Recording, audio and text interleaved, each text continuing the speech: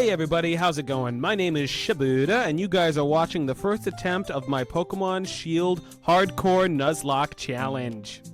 For those who might not know what a Nuzlocke is a Pokemon fan-made hard mode. So basically, if a Pokemon faints, it's dead, it's gone, it's never coming back.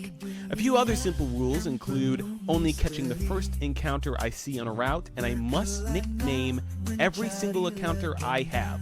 Now, a few other things that make this a hardcore Nuzlocke is that I'm playing on set mode, and I'm not using any healing items in battle. Outside of the battle, it's fair game, and held items are A-OK. So let's skip past one of the longest video game tutorials known to man, and get our starter.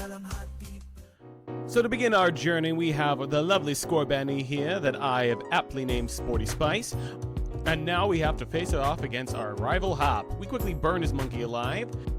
Then we get hotboxed by a dog in the middle of the forest. Before we go to Route 1 and pick up our first encounter, Scrobet, that we have named Big Ben. You guys see the theme yet? Do you see the nickname theme? Anyways, in Route 2, we get a nice creepy little Purloin standing up on two legs. And we named it Crumpet. Then we make our way over to the professor's house, where we get the TM for payback and teach it to Crumpet so it has a stab move for the hop fight. We kill his sheep, burn his monkey, and then burn his chicken alive. We get a wishing piece out of the sky, then we make it to the train station to catch the Slowpoke. To catch.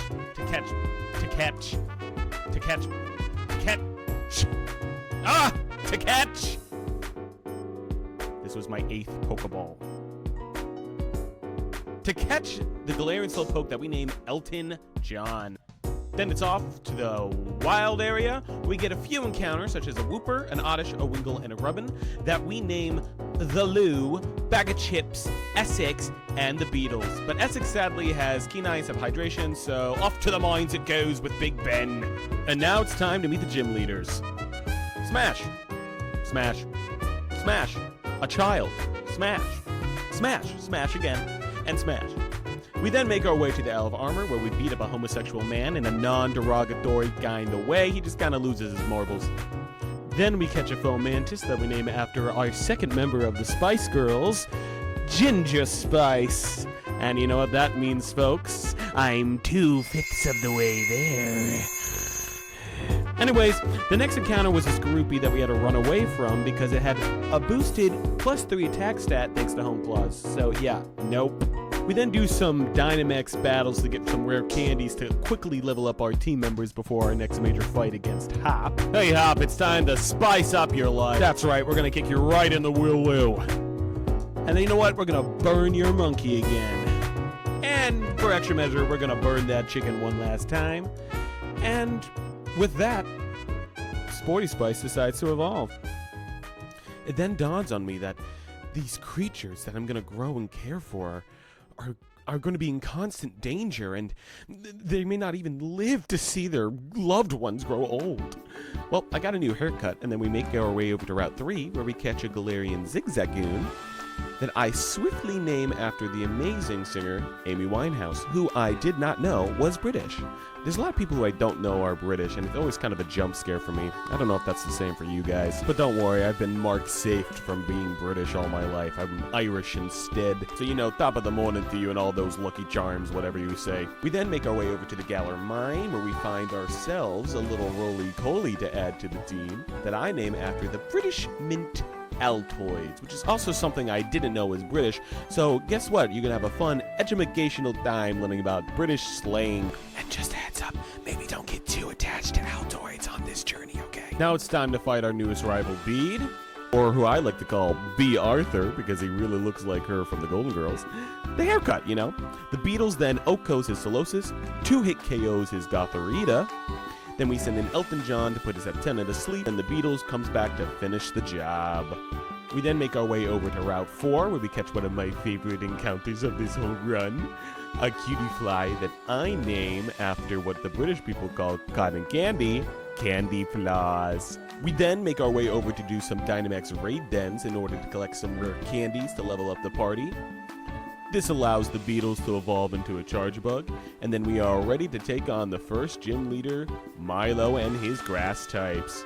The Beatles Oko's his leading Gossifleur with a single Bug Bite, and then he Dynamaxes his Eldegoss, which causes us to Dynamax our giant Subway Car Beetle to show Milo who's really in charge here when it comes to green Pokemon. And it only takes 2 Max Flutterbys to seal the deal, sending his Eldegoss back to its tiny little body like it's supposed to be. We then check Milo's ginormous hand compared to mine and get the first gym badge of our Nuzlocke challenge. We then make our way over to the next route to battle some trainers to level up our team. This then allows the Lou the Oddish to evolve into a Gloom. Then with a Leaf Stone we found in Turffield earlier and a Thunderstone that we find in the wild area, this allows the Lou and the Beetles to evolve into their final forms of Vileplume and Vikavolt. Now if you're wondering why I'm not naming Pokemon after each member of the Beetles, that'd be like putting a hat on top of a hat, and let's be honest, Ringo Starr already haunts my dreams. Then on Route 5 we catch ourselves a Dottler that we named after one of the best TV series of all time, Doctor Who. Yeah, I'm a Whovian, what of it? In the Watchtower Ruins we catch a Duskull that we name after Buckingham Palace, aka Buckingham. We then pull our Pokemon out of the mines, just to send them back to the mines like the little British orphan workers they are. It's then time to battle hop once again. Sporty Spice takes out his Wooloo with 2 double kicks. The Beetles electrocutes his QUAGSIRE into submission, and then he quickly nibbles on his Thwackey with some Bug Bites. This then allows our Bag of Chips, the Wooper, to evolve into a Bag of Chips, the QUAGSIRE. We then do some fishing out in Motostoke, where we catch ourselves a little Choodle that we name Beans on Toast. We then go fishing outside of the second gym, where we catch ourselves an Arrokuda that we name Fish and Chips. I know, kinda on the nose. Now it's time to take way too long into solving this gym puzzle that was intended to be solved by 2-year-olds, but hey, we get through it, and now it's time to fight Nessa. She sends out her Goldeen, but the Lou swiftly kills her with a single Giga Drain and does the same to her Arrokuda not shortly after. Then when she Dynamaxes her giant Turtle, we have to do the same thing, and well, we just Oko it with a single Max Overgrow. We then check Nessa's normal size hand and are handed the second gym badge of our run. We make it to Galarmine 2, where we run into our next encounter, well, you know what they say, don't with Shuckle. We catch the Shuckle and we nickname it Portello, which is after a British soda brand. Bidet wants to fight again, and we oblige. But don't get too excited, because it's just rinse and repeat with the Beetles X-scissoring all of his Pokemon and killing them in one shot. However, Beat does pick up a new hobby. Okay, time to die, Brony. Thanks to the Beetles Masquering Beads team, Cutiefly is able to evolve into Rabombi, and then in its next fight against Team Yellow, destroys them completely. We make our way over to the next route, where we find ourselves a Coughing that we catch and name the London Eye. And you know what time it is again? We get those Pokemon out of the mines, and we just send them right back. Oh god, these poor guys, when I got them, they probably thought they were going on a worldwide adventure, and nope, just days in the mines for them, never escaping. Marnie then decides to fight us in the middle of a Red Roof Inn, but with a combination of Elton John's psychic moves to take out her Krogunk, and then Candy Floss's fairy-type moves to Oko her Scraggy and Morpeko, there was no issue at all. Thanks to that, we were able to evolve Amy Winehouse, Fish and Chips, and Beans on Toast into Galarian Linoon, Bear Scooter, and Dreadnought, respectively. Then it was time to get some new drip at the store before we take on the third gym and catch our newest encounter, Sausage Roll the Sizzlipede. We then teach Beans on Toast Liquidation, and now it's time to fight Kabu, the Fire-type gym leader. The strategy with this fight is to lead with Beans on Toast to set up some Stealth Rocks while he's holding a Rossberry to avoid Ninetales' Will-O-Wisp, but luckily she misses anyways, so we get it off without a hitch. Then a single Liquidation kills her in one shot. Then he sends out his Arcanine, who takes some chip damage from the Stealth Rocks, but then he retaliates with an Intimidate that cuts our attack in half. But that's nothing that a giant turtle can't fix, if you know what I mean. After one Max Geyser, his Arcanine goes down, he sends out his Sensor next, who loses half his HP thanks to the Stealth Rocks, and then, even though he Gigantamaxes, he's not gonna last the Max Geyser from my boy Beans on Toast. And just like that, we get the third gym badge, easy peasy lemon squeezy. Now it's back in the wild area where we catch 3 more encounters for our team, Peter Rabbit the Bunnelby, Guinevere the QUAGSIRE, and then Beef Welly the Baltoy. Route 6 is next, where Candy Floss takes out Team Yell. Then we have the Lou facing off against a Metronome Clefable that does something quite crazy. You see, it pulls out Psystrike, the signature move of Mewtwo, the legendary Pokemon. And the Lou almost dies, so I need to quickly pivot, right? So I switch into Beans on Toast, thinking, you know what, as long as it doesn't get a Grass-type move, we're fine. And lucky enough for me, it goes for self-destruct instead. You know what, there was a special place in the Pokemon hell for this Clefable. Alright, I never want to see it again. After a quick trip to the Pokemon Center, we make our way back to Route 6, where I'm hoping to catch a Helioptile, because I love Helioptile. It's my stinky little baby, and I want it so badly, and I can't wait to catch it. So we go into the wild grass and...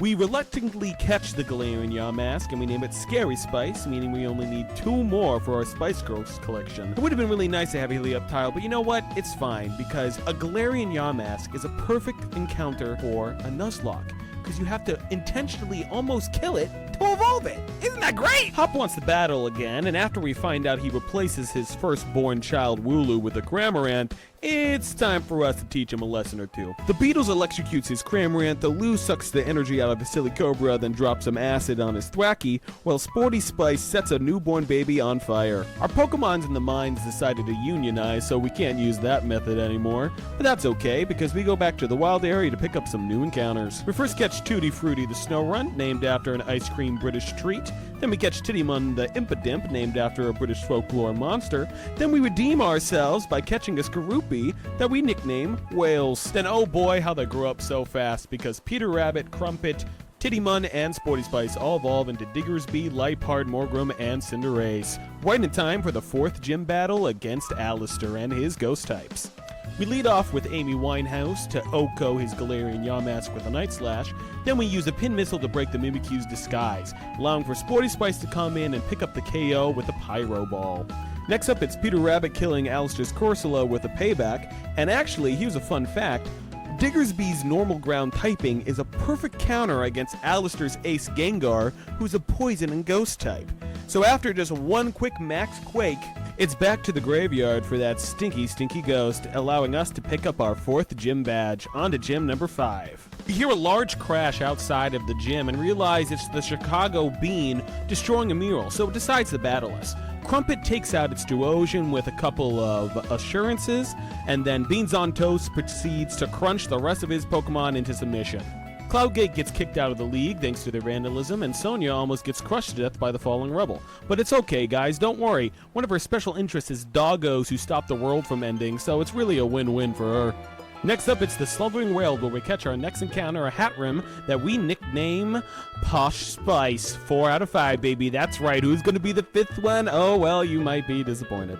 Then call me Hilary Duff, because this is what dreams are made of. While we were grinding for some rare candies in a raid den, we ran into a shiny Quillfish, and I got so excited, I made sure that I could use the Shiny Claws on this run. I use a Dusk Ball because it has advanced properties in raid dens, and I throw it, and then I just have to wait in anticipation for my newest shiny teammate. So we're just going to pretend that didn't happen and level up our London Eye to make it evolve into Galarian Weezing. I'm fine. I'm fine. Hey look, a top hat.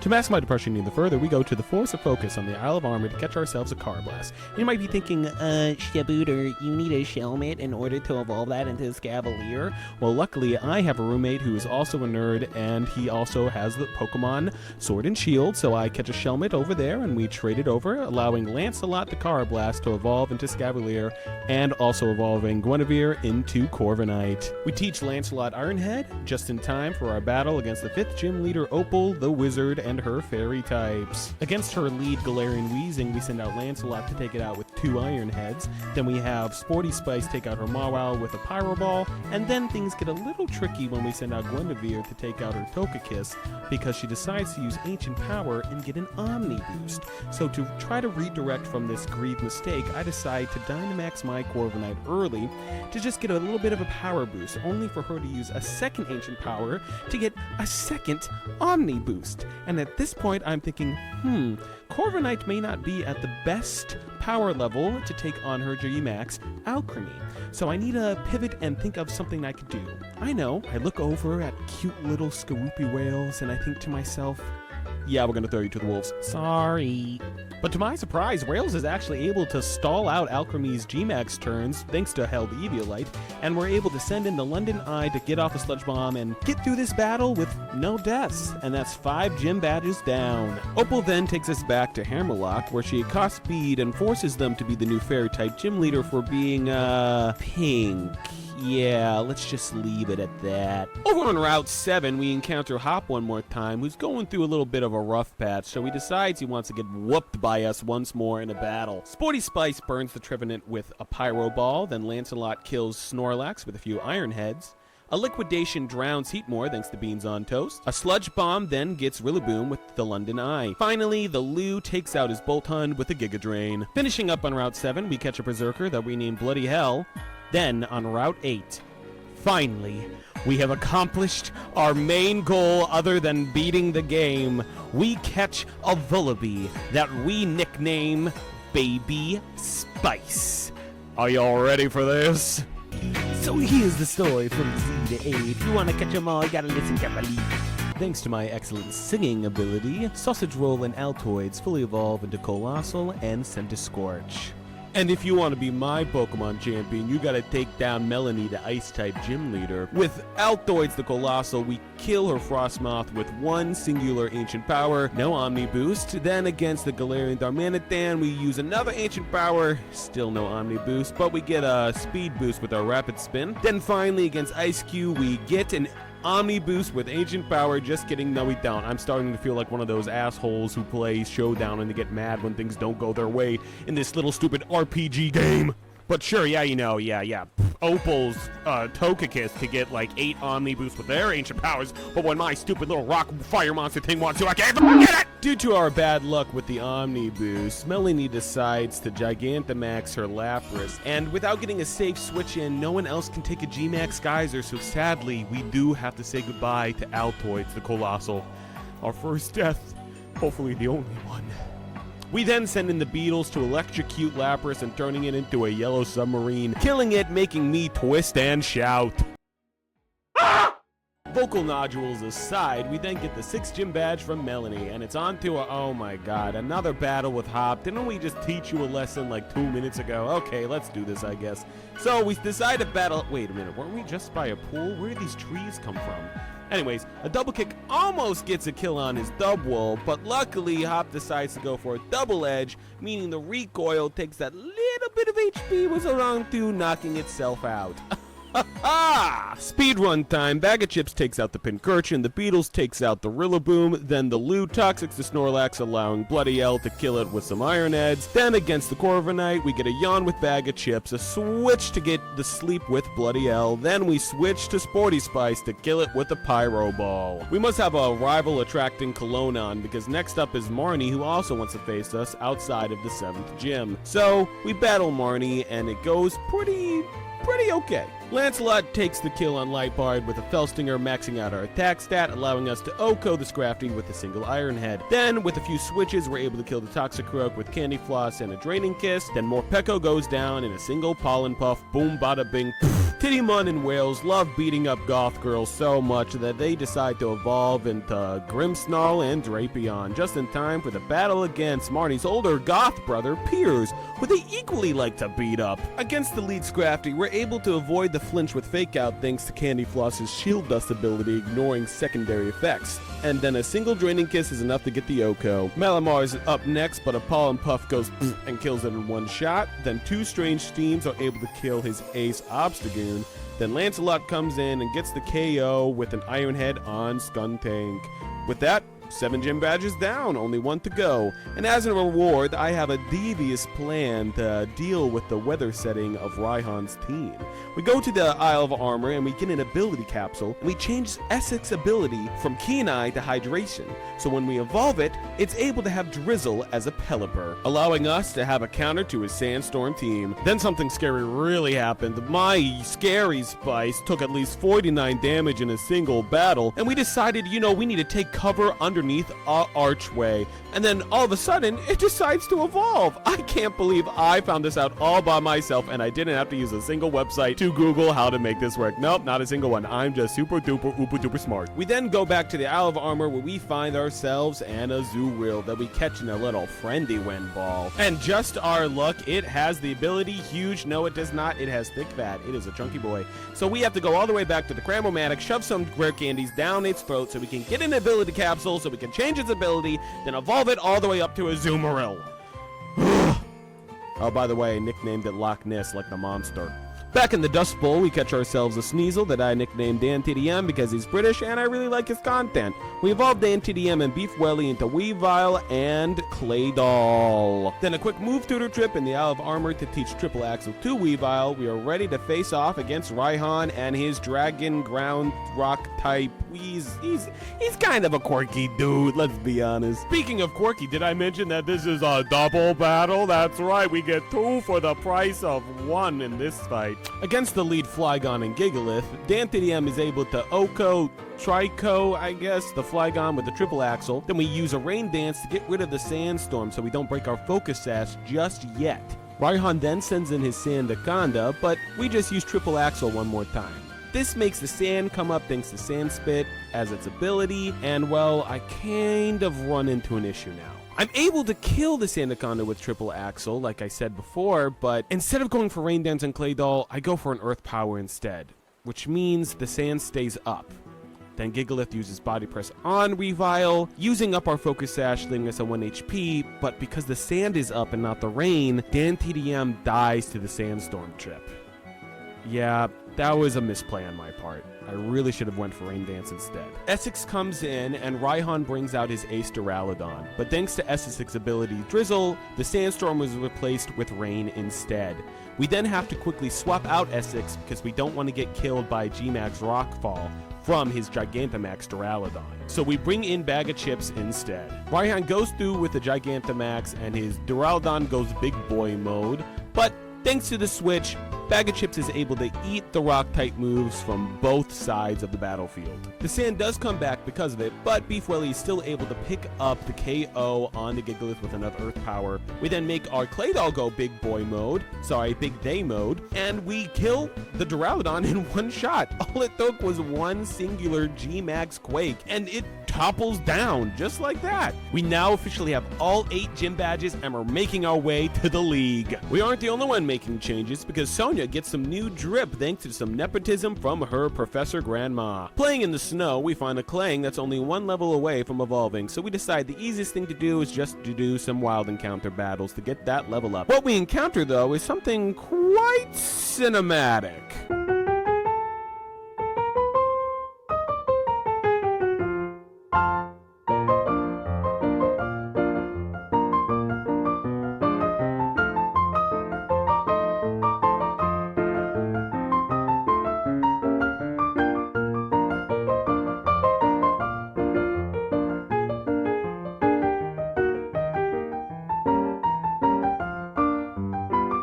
Strangely political mimes later, Sir Isaac Newton, the name that I gave the Clang by the way, evolves into Kling Clang just in time for our first match in the semifinals against Marnie. Candy Floss is able to take out the lead Liepard with a Dazzlingly Gleam, then Guinevere, despite being confused thanks to his swagger, is able to get the kill on Toxicroak with a Drill Peck. We then Dynamax the London Eye to make it as big as the thing it's named after, and we were able to kill her Morpeko, Scrafty, and her G-Max Grimmsnarl, all with a G-Max Starfall, just like that. Okay, we actually need to use a Sludge Bomb to kill the G-Max Grimmsnarl, but hey, can you blame me? I was going for dramatic effect. Either way, Marnie is done for, and it's on to our next battle against Hop. We lead with Whales to get a Toxic off on the Dubwool to Toxic Stall it to death, but things don't go to plan, so we actually have to switch into Sir Isaac Newton. But after one Body Slam, we get paralyzed. It's okay, we can pivot, we can work around this. As long as we don't get fully paralyzed. Okay, Hop is healing. Sure, that's fine. Oh god, okay. Well, we got fully paralyzed. Well, as long as we don't, and we missed the attack. Well, and we got fully paralyzed. Oh, and we got fully paralyzed again. Oh, and we missed the attack. Okay, so we gotta go into the Beetles. We get Body Slammed by the Dubwool, but we're finally able to kill it with a Thunderbolt. No, we didn't. Okay, so I don't want Beetles to die, so I have to bring back King Kling, and guess what? That's right, we're sacking it. Who cares? It's just a bunch of gears anyways. R.I.P. Thanks for the funny bit against the Mr. Mime. We all grieve in different ways, and my form is by kicking this double in the face, finally killing it. Oh my gosh, that was really annoying. Beef Welly comes in and gets an earth power off on the Snorlax, but it doesn't get the KO, so Snorlax hits its back with a really nasty heavy slam, leaving us in the red. So we bring in Essex to take out the Snorlax with a Hurricane. Then comes in the Pincurchin, and we have a safe switch back into Beef Welly, since it can't harm us in any way. So Beef Welly's able to take out the Pincurchin with an earth power. But this does mean that we have to make another sack against the Corviknight. And Beef Welly is going to be far too useful against the Elite Four champion fights. So sadly, it looks like we do have to get rid of Wales. Wales, buddy, you weren't supposed to make it this far, but I'm really glad you did. You'll be missed, dude. Rest easy. Sporty Spice is able to come back in and get the revenge kill by Dynamaxing and kicking a G-Max Flare into that Corviknight's face. Then it's just rinse and repeat when the Rillaboom comes out. But I'm going to be honest, losing 2 members here really doesn't feel well. Kind of makes me sick to my stomach. But in honor of them, we have to keep fighting, and fighting we will. On to the next match. But before we get to the Champions Cup, Elena's like, hey, please don't go to that big scary tower. We're not doing any evil things, but if you go up there, we're going to fight you. And so we go up there and we fight her. But she just has a really bad team in general, so Beef Welly just takes out the Garbodor and we move on. Elton John's back, a blast from the past, I know, and we evolve it into Galarian Slowbro, just in case, you know, we run into any, like, fairy-type specialists again and we have to fight them right before we fight, like, the actual Champion Cup battles. That would be crazy, right? What do you mean that's what happens? Anyways, Mr. Bean is back and he's rocking a new fairy-type theme. Sporty Spice is able to take out the lead Mawile with the Pyro Ball, then Lancelot takes out the Gardevoir and Galarian Rapidash with 1 Iron Head apiece. Then, the Hatterene Gigantamaxes, and it's kind of scary, so we rotate between Bag of Chips, Guinevere, then back to Bag of Chips to waste all of its Dynamax turns. Then we go back into Elton John to get the kill with a Side Cell Smash. But oh boy, I underestimated how weak your special defense was, and even with the Citrus Berry, it's not worth using the Dynamax on you, and sadly, we have to sack the Slowbro. Elton John, you're one of the OGs, but you were a pain in the ass to evolve. So, in comes our Scary Spice, the Runerigus, and we Dynamax, and we kill it with a G-Max Phantasm. Oh boy, 5 kills. Down the drain. All those kills just mean it's time for new encounters, and we catch Jaffe the Sandile, Tudor Rose the Petlil, Shetland the Mudsdale, and Monarchy the Pawniard, and we evolve basically all of them, including Baby Spice into Mandibuzz, Bisharp, Lilligant, Krokorok, and then to Crocodile. Next up is our rematch against Nessa in round 1 of the Champions Cup. We lead with Essex the Pelipper, and she leads with her Golisopod. The Drizzle sets up the rain, which is going to work. Just wait a second. We lead with Protect to protect from a first impression, but it goes for Liquidation instead. That means we're able to get a free kill with a guaranteed Hurricane hit. Then Bag of Chips is able to take the kill on the Barraskewda and Seeking with an Earthquake, 2 apiece for both. Then we lead into the Beetles to take out her own Pelipper with a Thunderbolt. Nessa responds by Gigantamaxing her Dreadnought this time, but Bag of Chips is able to completely resist the whole moveset, so we can battle her without any fear. We Dynamax Bag of Chips and Max Guard on the first turn, then take out the Dreadnought with 2 Max Quakes in a row, winning us the first round battle. Round 2, we face against Alistair, the Shy Guy Impersonator. Peter Rabbit is able to set up 2 Sword Dances and then kill the Dusknoir with a few paybacks. Baby Spice kills the Poltergeist with a knockoff, Monarchy kills the Cursula with a Night Slash, then Tittymon kills the Chandelure with a False Surrender. Next up, Alistair Gigantamaxes Gengar one more time, but that's when we Gigantamax our Jaffe Cake, the Crocodile. But Alistair's Gengar is built like the Squishmallow version of it and goes down to a single Max Quake. And just like that, we're facing off in round 3 against Raihan. This time around, it's not a double battle, but a single battle, and he kind of gets wacky with his weather strategy by adding too many different types to his team. We're able to lead with Candy Floss to fake out a Fire-type move from his Torkoal, then go into Essex to get a Drizzle to get the rain started, really nerfing his Torkoal's power. After that, we're able to drown it with the Surf, thanks to the boost that Rain Dance gives Water-type moves. And fun fact, with Raihan's remaining Pokemon, he can't do anything against my Water Ground type QUAGSIRE. So this next segment is what I like to call the Bag of Chips murder montage.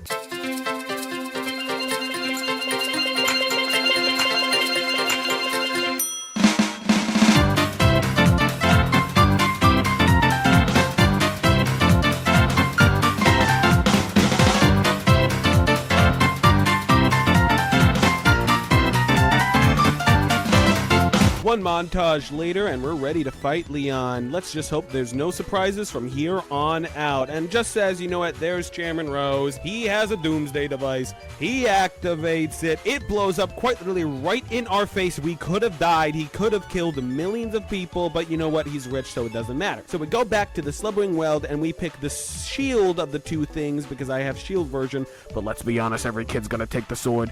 Then it's time to fight against Chairman Rose. We lead with sausage roll and use overheat into his escavalier, killing it in one shot. Then it's over to bag of chips to take out the clink clang with a waterfall. Then here's my favorite part where we Dynamax our Sporty Spice and we proceed to burn alive this next 3 Pokemon just like that. But that's not the end of our worries, because Leon's on the roof trying to catch a legendary with a Pokeball. And hey buddy, did you just blow one from Stupid Town? Because yeah, that's never gonna work, dude. Ultra Ball at least. Charizard does the manly thing and covers us from the explosion, but Eternatus still decides to battle us. But luckily, Bag of Chips is a god killer and takes it out with a few earthquakes. This makes the Eternatus go big boy mode and does its best impression of Master Hand at a Final Destination stage in Smash Bros. All we're missing is someone to be Crazy Hand and going But we end a rain to their parade when me and Hob summon the legendary Pokemon Zacian and Zamazenta to fight our battles for us, because I was too chicken to actually try to attack the Eternatus because I don't want another death. Thanks to their help, we're able to use the power of love to stop the darkest day and capture Eternatus and name it after a true icon, Princess Diana. With that out of the way, we are now able to take on the true final boss, Leon. And let me tell you, I did a lot of prep for this fight because I don't want to wipe this late into the game. The team we have decided to bring into the final fight is Shetland the Mudsdale, Bag of Chips the Quagsire, Guinevere the Corviknight, Lancelot the Escavalier, Candy Floss the Rabombi, and Beef Welly the Claydol. It was really hard to have to leave my starter Sporty Spice behind, but I truly just didn't see an avenue to victory with them on the team. And with that, it's time to start the fight. Leon leads with his Aegislash, and I lead with Shetland the Mudsdale to set up a Stealth Rocks that's going to be pivotal against their Charizard. Shetland's able to get the KO on the Aegislash with an Earthquake, but this leaves us vulnerable and we have to make a sacrifice. His Inteleon uses a Snipe Shot, and Shetland goes down. You weren't on the team long, but you will be the reason why we win this fight. Candy Floss comes in and is able to get a Quiver Dance off, boosting its special attack, speed, and special defense. We're able to tank a Mud Shot that's resisted thanks to our typing, and an Energy Ball is able to get the KO on Inteleon. Haxorus is next, and a Dazzling Gleam quickly takes it out too. Rinse and repeat when it comes to the Dragapult. Then we run into an issue with his Mr. Rime. A Dazzling Gleam is not strong enough to get the KO, so we do take a nasty Psychic in return. But on the bright side, it wastes his full restore on the Mr. Rime instead of the Charizard. So after a few more turns of Dazzling Gleams, we're able to knock out the Mr. Rime. Now he's just down to the big bag Charizard himself. He comes into the field, takes half damage thanks to Shetland Stealth Rock, and now we have to switch out into Beef Welly. Leon Gigantamaxes Charizard, and he hits Beef Welly with a nasty G-Max Wildfire. This also makes us take residual damage at the end of each turn. We then have to retaliate by Dynamaxing Beef Welly as well. Leon then goes for Max Overgrow, but we eat our Held Window Berry to minimize the grass type damage. He hits, and we just have to hope and pray we live. And as the smoke clears, all I see is this. Beef Welly lives on 1 HP, allowing us to get off a max Rockfall, killing Leon's Charizard and winning us the battle. We have just beat the Pokemon Sword and Shield Nuzlocke. You guys do not understand how long I have been streaming and how many Nuzlockes have ended in disaster. I was trying so hard a few streams ago to beat a randomized Nuzlocke of Pokemon Ultra Sun and Moon, and I just couldn't get it. But finally, after taking a break and switching up my approach with a different game, I'm finally able to say I have beaten another Nuzlocke. Things were looking dark and grim, but I didn't give up, and I kept fighting, and I've never had more fun playing a game than replaying Pokemon Shield this time. Thank you all so much. I cannot thank everyone who's been watching these Twitch streams enough, my friends for supporting me through this. I can even talk clearly right now. And of course, my team that has been with me this whole way, the whole journey. All the Pokemon we caught, this wouldn't have been possible without them. Thank you all so much. I hope you enjoyed. Don't forget to subscribe and, well, stick around for more Pokemon Nuzlocks. I've been Shibuda, and you all please stay lovely. Bye-bye.